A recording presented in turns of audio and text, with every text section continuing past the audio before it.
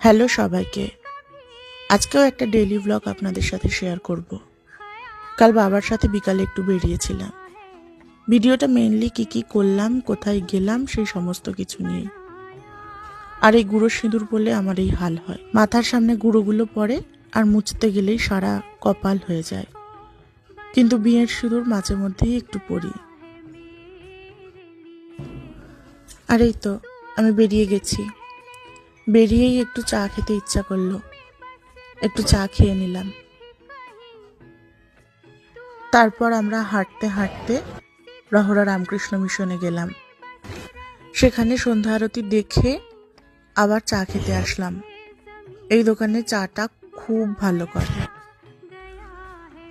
আমি আর বাবা চা খেয়ে বাড়ি এসে ডিনার করে নিয়েছিলাম।